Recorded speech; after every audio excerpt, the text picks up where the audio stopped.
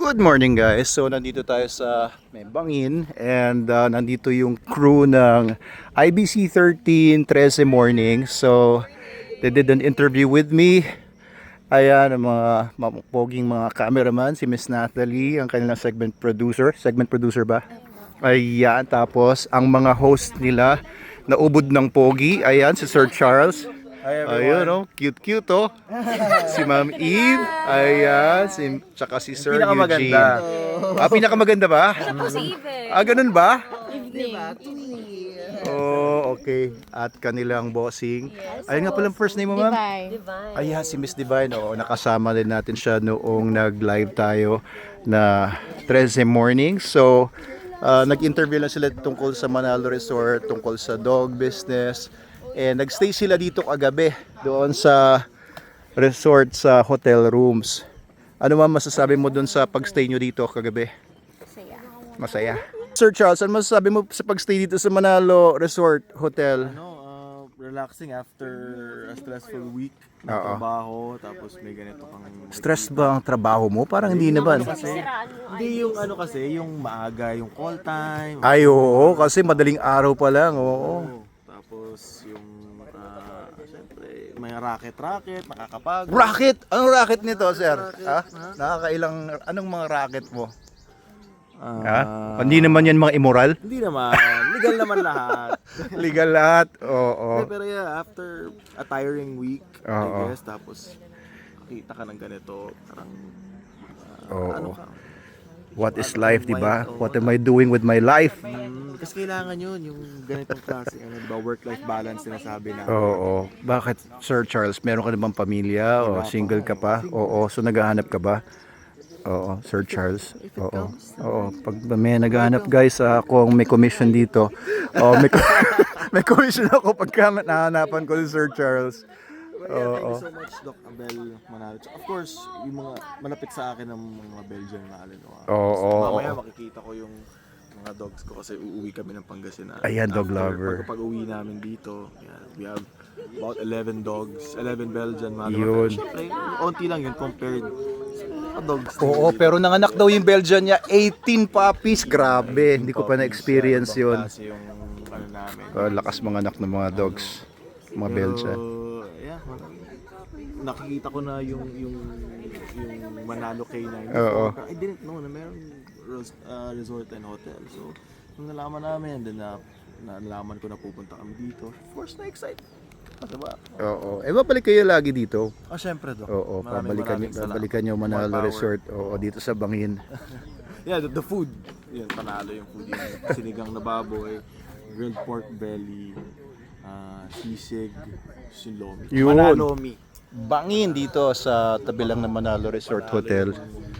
Yung lomi dito, yun ang panalo. Pati yung Lomi. Tamarinda iced tea. Tikman mo rin. Ako nakatikim ng gano'n. Oo. Healthy yun, very healthy. Tikman din namin yung lemonade. Oo. Yung Tingnan si Ma'am Evo. yan. Feel na feel mag-posting dito si Ma'am Evo. Aesthetic. Tigo. Oo nga, aesthetic. Sir Charles? Ano, Ma'am Eve? Ganda ng mga kuha mo dyan, Ma'am Eve. Yes. Oo, ano masasabi mo, Ma'am, sa Manalo Thank Resort? you so much po for letting us stay here. Sobrang sarap. Lalo yung sa Bangin Restaurant.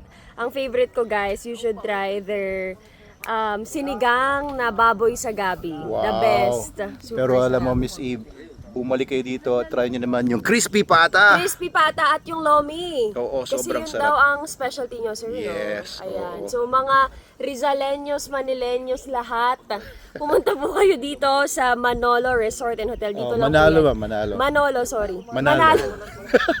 Sino ba si Manolo? Ang dami nagsasabi Manolo Resort daw to. Hindi lang si Miss Eve. Oo, Manolo Manalo, Resort. Manalo. Resort and Hotel. Dito lang yan sa Binangonan, Rizal. Yun, endorsement from IBC 13's IBC host. 13. Oo, tsaka si Sir Eugene. Right, I super agree with Eve. Napakaganda ng place, but at the same time, napakasarap din ng food na dapat nyo talagang puntahan. Kaya sabi ni Eve kanina, ang sarap ng sinigang kahapon, but at the same time, ang sarap din ng sisig. Pero natikman din namin yung lomi, no, specialty nila. Naku, subukan nyo, kailangan nyo siya. Ang gagaling talaga ng mga host ng IBC 13. Grabe. Hindi lang mga pogi at magaganda. Napakagagaling mag-host. Oo, makita natin sila Miss Eve, tsaka sila Sir Eugene, tsaka sila Sir Charles na ano bang mga ano nyo, direction nyo sa mga career ninyo? Talagang Oh, ako po, aside from 13 Mornings, I do host for PCSO Lottery Draw. So, magtaya na po kayo sa lotto. talaga? Hindi nga. Yes! Wow! Tama, sir. Pero both airs on IBC, so Channel 13. And please do watch us 13 Mornings, 6 a.m. on IBC TV 13. Ayos. And follow nyo Doc Abel Manalo. Yan. Yan po. Eve.Valdez. Eve.Valdez. Yeah, and also me, you can follow me at Instagram at It's N Eugene It's underscore. N Eugene Underscore. underscore. At si Sir. It's Charles.Kendrick. Yun, okay, follow natin sila mga ano, mga up and coming and ready to go. Thank you so much. Ng mga hosts ng IBC 13. Magagaling na mga bata itong mga to. Ayan, so ayan ang mga nagugustuhan nila dito, yung mga views na yan. Oo. Para ka daw nasa Baguio dito, para ka nasa mountain province sa mga views. Ayan naman si Sir Eugene naman na post doon. Papasyal na kayo dito. Oo, pwede naman kayo magpunta dito. Ano sir, kayo sir, mga nag-enjoy ba kayo dito? Yes po. O ano nagustuhan nyo dito? Yung sisig. Pansit Canton. Sisig. Oo. Sisig. Ito pala si sir. Ano pangalan mo sir? Gael. Gael, oo, nagbubuli pala to. O, kilala niyo si Sir John Enerva. Na-interview ko dati si Sir John Enerva kasi nasa Canada na. Nagbubuli, hindi ako bully. Nagbubuli Oo, hindi ka bully sir. Hindi. Oo, mukha namang bait-bait naman ni Sir Gael. Gael. Bakit Gael? Tan talaga ano, spelling nun? Actually, Gael, sir. G-A-E-L. Gaylord ang name ko. Gaylord? Tindi nun ah. Gaylord? Oo nga, saan nakuha ng tatay mo yun? Ang sir, parang morning at 7 na Oo. ang Dutch. Oo, buti nga, ginawa mo nga ang Gael. Oo. Gaylord. Pambira, oh. Oo nga, pwede naman papalitan yun sa PSO yata. Hindi na, inaano to. Okay na rin, oo. Ayos. So, itong mga crew ng IBC 13, kahapon pa nga sila nandito. And they've been taking shots sa buong paligid. Ayan. Dito sa Bangin Restaurant. Mamaya pa actually mag-start ang Bangin Restaurant. Mga 4 o'clock usually sila nag-open. Tapos yun yung food park natin. Merong mga restaurant na tinatayo dito. Cafe in the Sky. Ito yung Sikatan Cafe. Pero tatawagin nilang Dapit Hapon. So itong Bangin actually guys, nag-start ito noong ano lang, 3 months ago lang. Kaya bagong-bago lang ito. Yan lang muna yung sinimulan namin, parang kubo. Pero pagagandahin pa yan ng misis ko. Ayan, katatanim ko lang nitong kalachuchi na to. Ayan, namumulaklak na. Ayan, namumulaklak na rin yung anateris. So ito, pinagaganda po namin yung lugar na to. Dati itong mga ano lang ito, talahib. Puro talahib lang ito.